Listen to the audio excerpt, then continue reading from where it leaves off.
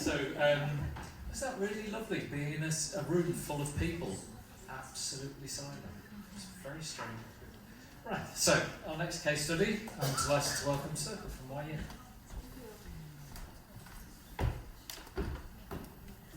Very tall. Okay, I'm the last one to, oh no, not the last one, to share our practice, okay? And yes, my name is Circle. People know me Circle Steele, but we do have Chinese name there.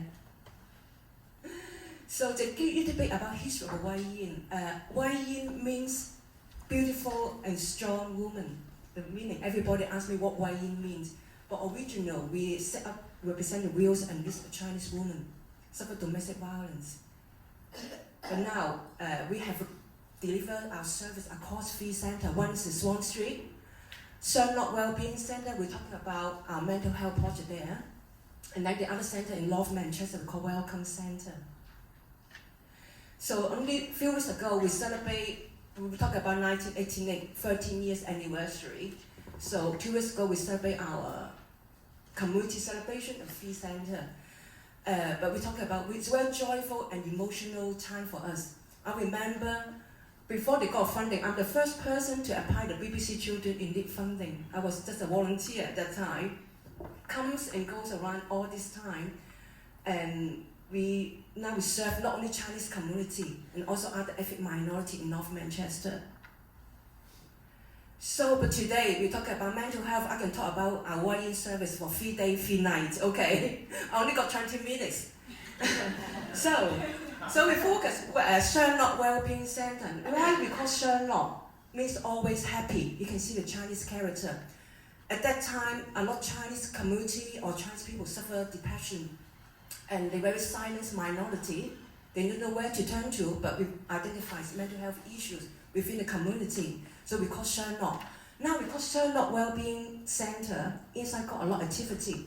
Only one project funded by the local authority called Guan Wai Project, mental health project. Guan Wai means caring. We don't call mental health project. Within the community, the Chinese character means 精神, means you got a crazy thought, holding the knife, chopping the people. So if the people suffer mental health or the community know you suffer mental health, there are a lot of stigma or discrimination against each other. So we call caring project, we got elderly project, we got luxury heritage grant project within the community center. So Guan Wai caring project, the meaning means caring, but within community we know we are caring. We support the user who have a range of mental health difficulty, like Simone said earlier, loneliness, isolation, depression.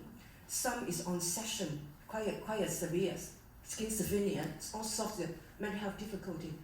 In many cultures, mental health is sensitive and often stigmatized subject. I think it's no different from the other ethnic minority community. They ask what are the issues. One of the issues about language barrier. Okay, the older generation or the women, they don't really communicate English properly, or they don't really understand the mental health system in UK. But the other issues about stigma and discrimination, how they can overcome within the community or the service user themselves. Guan Wai Project, one of the aims, we are challenge any stigma and discrimination against people who suffer mental health by supporting them back to the community, enhancing their confidence skill, developing their social skill. How we do it?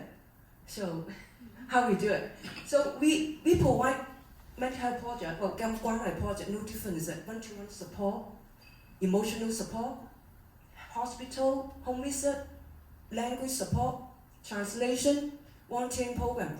No different from other service. What different is that if our service user or the woman go home, take the medication, depression, they sit at home, and that's it, or after assessment, after hospital visit, they sit at home.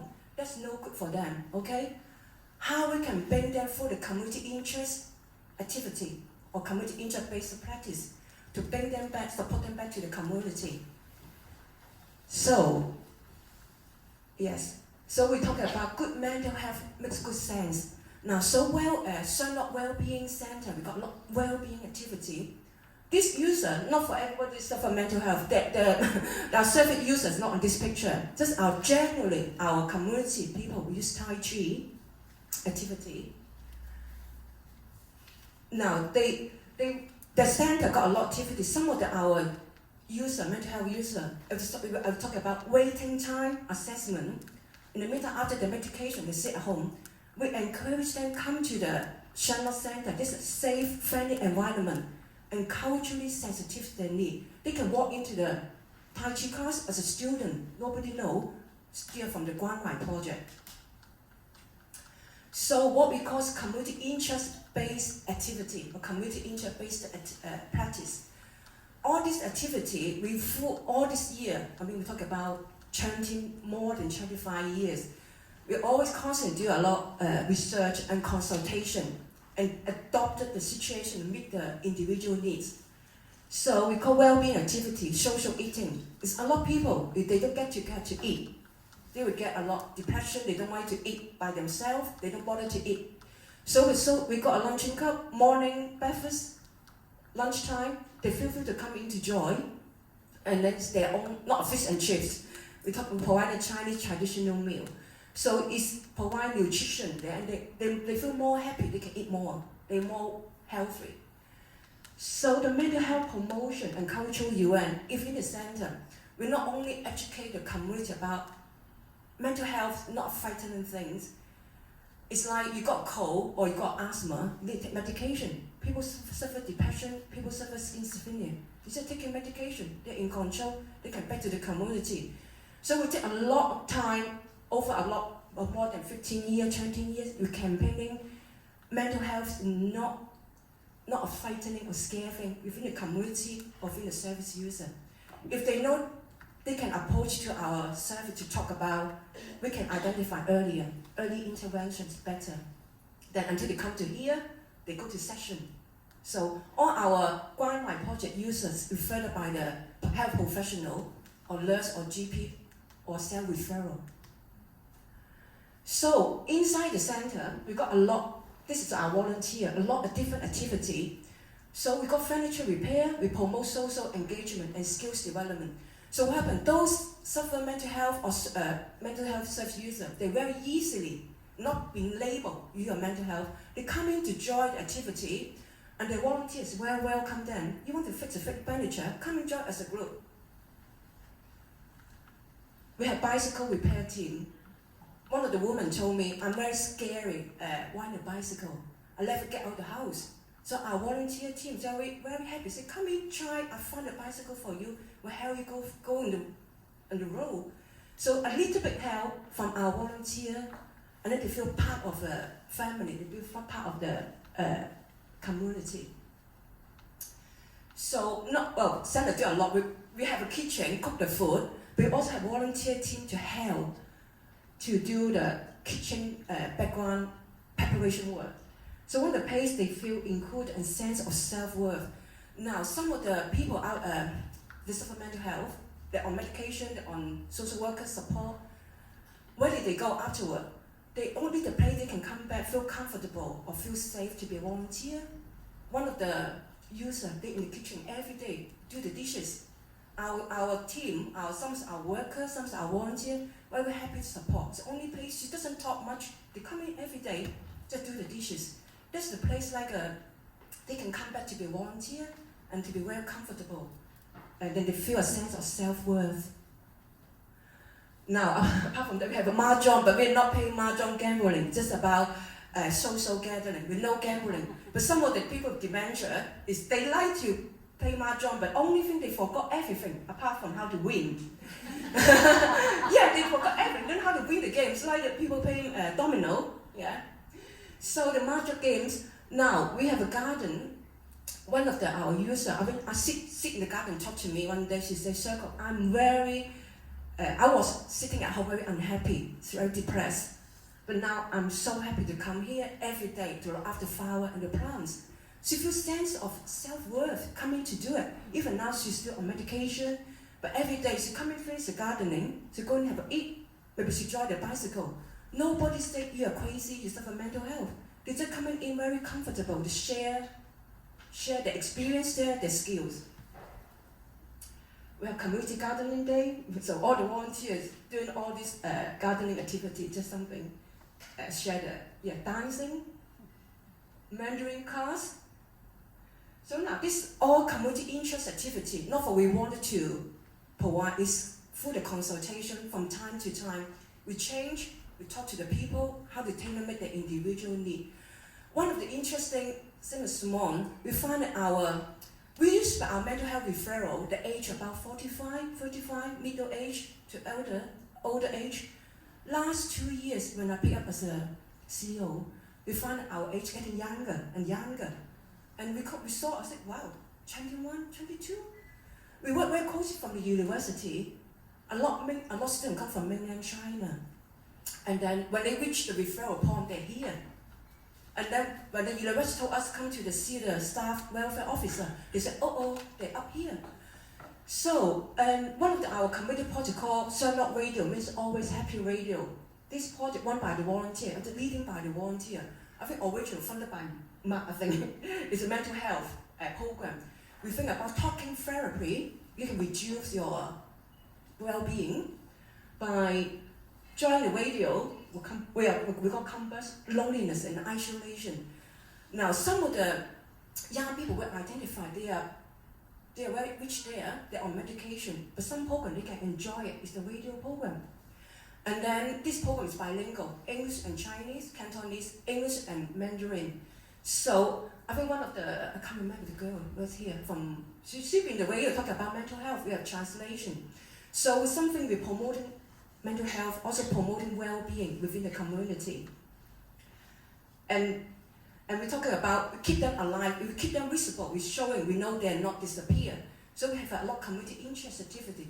Now the community interest-based activity play a very important part to enhancing the quality of life of the people, community people we serve.